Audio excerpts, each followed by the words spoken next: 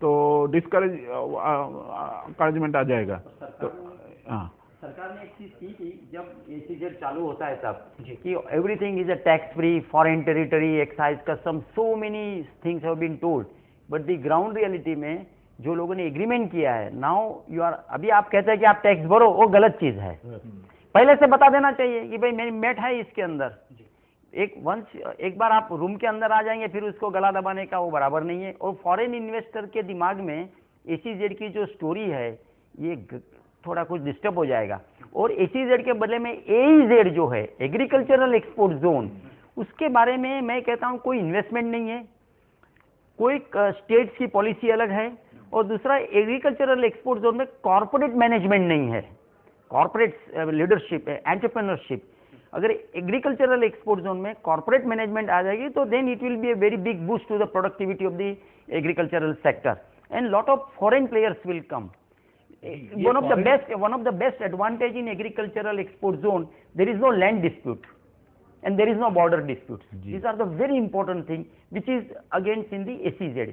SEZ में land dispute बहुत है, you know, there are lot of stakeholders are there directly indirectly।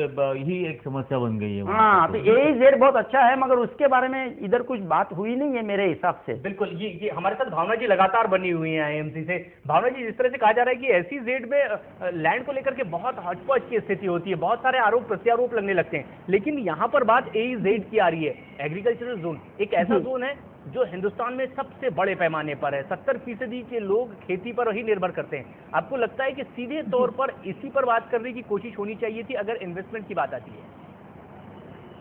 जी हाँ, absolutely. अभी इनफैक्ट जस्ट बजट के पहले मैंने वही कहा था कि अगर एग्रीकल्चरल जोन्स आ जाएं कि तो लोगों को ये ऑप्शन दिया जाए कि यहाँ इंडस्ट्री चाहिए या एग्रीकल्चर चाहिए, और थोड़ा एग्रीकल्चर का वो इम्पोर्टेंस देके, उनको इंसेंटिव देके अगर हम बड़े जोन करेंगे तो ही नई टेक्निक आ सकेगी, और नई टेक्निक आएगी तो प्रोडक्टिविटी बढ़ेगी।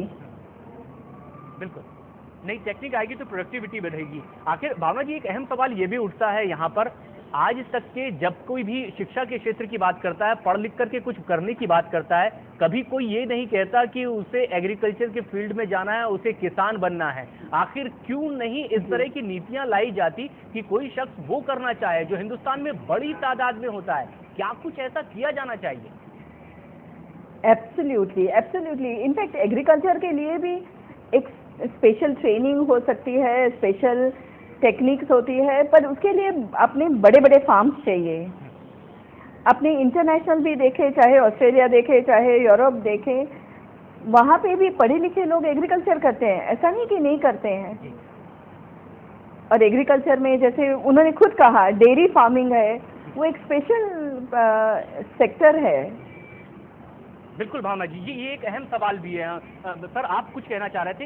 ये अक्सर विदेशों में तो होता है, पढ़ लिख कर हम अपने क्षेत्र चूज कर लेते हैं, लेकिन यहाँ किसानी मजबूरी में की जाती है। देखिए, बात ऐसे कि एग्रीकल्चरल लोगों के साथ मैंने कुछ बहुत इंटरव्यू लिए हैं, डायरेक्ट फार्मर से बात की है जी। तो 9 फार्मर में से 8 फार्मर ऐसे कहते हैं कि मुझे ये धंधा करना नहीं है, क्योंकि उसको पहले उसकी आमदनी क्या है मालूम नहीं है। जब उपज तैयार रहती है तो बेचने को जाता है तो बायर नहीं मिलता है, बायर होता है तो सेलर नहीं मिलता है। तो वो लोग कहते हैं कि हमें ये धंधा पावर का प्रॉब्लम है, सब्सिडी के प्रॉब्लम है। जो मार्जिनल फार्मर है वो बात करते हैं, मगर वो मार्जिनल फार्मर के पास बेनिफिट जाने के लिए बहुत लंबा रास्ता है ये देश में। बिल्कुल, बिल्कुल। और दूसरी ये बात है कि जो लोग काम करना नहीं चाहते हैं वो एक बहुत बड़ी समस्या है हमारे लिए एग्रीकल्चरल में। एग्रीकल्चरल लोग कहते हैं हमको ये काम करना ही नहीं है, अगर काम नहीं करेगा तो फिर और प्रॉब्लम बढ़ेंगे। और ये इसलिए भी हो सकता है कि वो उपेक्षित रहा है ये वर्ग, उस पर वो ध्यान नहीं दिया गया जो दिया जा सकता था उसके विकास पर। ये क्या हुआ है कि उसके ऊपर जो सब्सिडीज है आज तक खेडूत लोगों को फायदा किया है नहीं किया अलग बात है, but they are not interested. एक क्यों है कि एक वेयर हाउसिंग हर एक कंट्री में रहता है। वेयर हाउसिंग हमारे देश में क्या है, वेयर हाउसिंग जैसा अभी थोड़ा बातचीत हुआ, ये बजट के अंदर कुछ पैसा दिया है।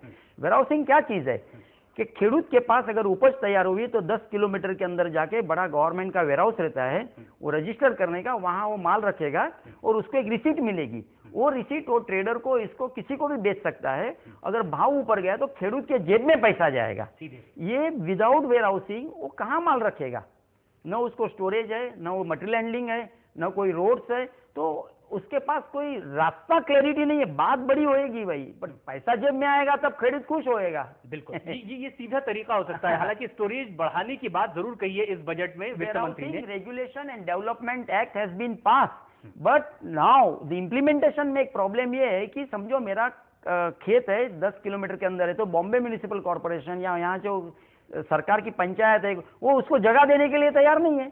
गवर्नमेंट ने वहां जगह बनाना चाहिए, बड़े वेयरहाउस बनाना चाहिए। कॉटन का भाव ऊपर नीचे होता है तो खेडूत लोग को कुछ नहीं मिलता है। वो क्या कहते हैं कि मैं वेयरहाउस में जाऊं और मैं माल रखूं और रिसीट लूं और विदाउट कोलेटरल, वो हर एक देश में है, मगर यहाँ अब भी चालू हुआ है। अभी कुछ warehousing regulation and development act है, मैं लोगों को सिखाता हूँ, MBA के स्टूडेंट को। बिल्कुल, लेकिन अभी उसमें इम्प्लीमेंटेशन की प्रॉब्लम महसूस की जाएगी, ये सबसे बड़ी बात मानी प्रॉब्लम में 380 करोड़ रुपीस का कुछ बड़ा इन्वेस्टमेंट चाहिए ऑल ओवर इंडिया में। जहाँ जहाँ ये एग्रीकल्चरिस्ट लोग उसको 4-5 किलोमीटर के बाजू में मिलना चाहिए, और वो फार्मर जाके माल रखेगा, फिर उसको रिसीट मिलेगी, वो रिसीट लेके वो पैसा मिलेगा, और ऊपर नीचे जो भाव ताल होते हैं वो उसको उसका फायदा मिलेगा। इसमें इम्प्लीमेंटेशन की दिक्कत थी, और इसीलिए यहाँ वित्त मंत्री ने सोचा कि ऐसा कुछ किया जाए जो इम्प्लीमेंट भी किया जा सकता है, और इसीलिए यहाँ पर कोल्ड स्टोरेज के लिए बात कही गई है, और उसमें लगने वाले एसीज पर भी अब टैक्स नहीं लिया जाएगा। ये एक सकारात्मक कदम हो सकता है। भावना जोशी जी हमारे साथ लगातार बनी हुई है IMC से। भावना जी, इस पूरे बजट को आपने भी देख लिया है, सुन लिया है, क्या कुछ आपको लगता है जो बड़े कदम जिस क्षेत्र के संदर्भ में उठाए जाने चाहिए थे इस बजट में नहीं उठाए गए?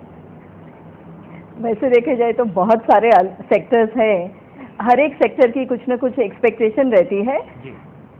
लेकिन जो फोकस चाहिए था ये बार, agriculture, education, innovation, that is knowledge, agriculture sector, वो सब सेक्टर में काम उन्होंने प्रोविजंस किए हैं और वो बहुत पॉजिटिव है। जो एक बात अपन कर रहे थे SEZ की, जी बिल्कुल, और SEZ पे जो इनकम टैक्स लगाया गया है उनके प्रॉफिट पे, जो आपके साथी जी गेस्ट वहाँ बैठे हैं, मैं उनसे बिल्कुल सहमत हूँ कि जब ये SEZ की पॉलिसी आई थी तो उन लोगों को ये कहा गया था कि आप इन्वेस्ट करिए, आपके प्रॉफिट पे टैक्स नहीं लगेगा। अभी आप बैकडोर से उस पर मैट ला रहे हो, वो बहुत ही गलत है। मेरा मानना ये है कि अगर हाँ पॉलिसी चेंज कर सकती है गवर्नमेंट, लेकिन वो प्रोस्पेक्टिव होनी चाहिए।